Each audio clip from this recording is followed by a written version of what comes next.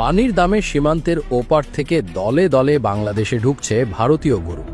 দাম মাত্র 10 থেকে 20,000 টাকা। যে গরু লাখ লাখ টাকায় বিক্রি হওয়ার কথা, সেগুলো একেবারে পানির দামে বাংলাদেশে ঢুকিয়ে দেওয়া হচ্ছে। রাতের অন্ধকারে নদী পেরিয়ে, কাঁটা তার দিয়ে, এমনকি পাহাড়ি পথ দিয়েও হুড়মুড় করে ঢুকছে ভারতীয় গরুর পাল। কিন্তু হঠাৎ এমন কি ঘটল যে ভারতীয়রা নিজেদের লাখ টাকার গরু এভাবে নামমাত্র মূল্যে বাংলাদেশে পাচার করে দিচ্ছে? কেন তারা গরুগুলো প্রায় ফেলে দেওয়ার মতো করে এপারে পাঠাতে মরিয়া হয়ে উঠেছে? এর পেছনের কারণটা জানলে আপনি সত্যিই চমকে যাবেন। কারণ এই ঘটনার শেকড় লুকিয়ে আছে পশ্চিমবঙ্গের এক চরম নাটকীয় রাজনৈতিক ঘটনায়। আর সেই পরিস্থিতির জেরে এখন পথে বসতে চলেছে খোদ ভারতেরই লাখ লাখ হিন্দু খামারি। বাংলাদেশের বিভিন্ন সীমান্ত এলাকা, যেমন ধরুন চাঁপাইনবাবগঞ্জ, রাজশাহী, নওগাঁ থেকে শুরু করে বান্দরবানের নাইক্ষ্যংছড়ি, সব জায়গাতেই এখন একই দৃশ্য। রাতের বেলা চোরা কারবারিরা রীতিমতো লাইন দিয়ে গরু ঢোকাচ্ছে। আগে যেখানে বর্ডার গার্ড বা বিজিবির চোখ ফাঁকি দিয়ে ভয়ে ভয়ে গরু আসত, এখন সেখানে ভিন্ন চিত্র। ওপার থেকে যেন গরুগুলোকে জোর করেই এপারে ঠেলে দেওয়া হচ্ছে। দাম এতই কম যে এপারের ব্যবসায়ীরাও অবাক। 70-80 হাজার বা লাখ টাকার গরু বর্ডারে বিক্রি হচ্ছে মাত্র 10 থেকে 20,000 টাকায়।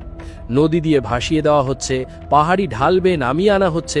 এপারের চোরা কারবারিরা সেই গরু কিনে বাংলাদেশের ভেতরে এনে 70 থেকে 80 হাজার টাকায় বিক্রি করছে।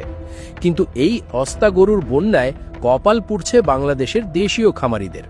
সারা বছর কষ্ট করে ব্যাংক থেকে লোন নিয়ে যারা কোরবানির ঈদের জন্য গরু পুষেছেন, তারা এখন চোখে সলসে ফুল দেখছেন। বাজারে যদি এত সস্তায় ভারতীয় গরু ঢুকে পড়ে, তাহলে দেশি গরু কিনবে কে?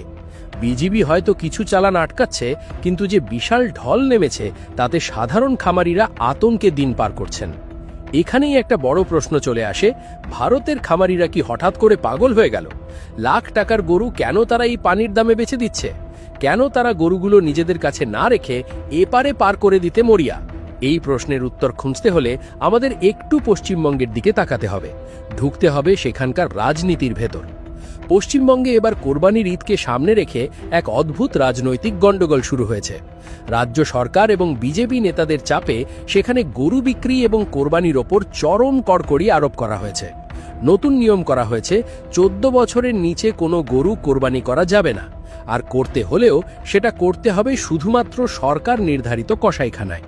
সাধারণ চোখে এটা হয়তো একটা সাধারণ নিয়ম মনে হতে পারে, কিন্তু এর ভেতরের বিষয়টা অনেক জটিল। রাজনৈতিক বিশ্লেষকদের মতে এর মূল উদ্দেশ্য ছিল কোরবানির সময় মুসলিমদের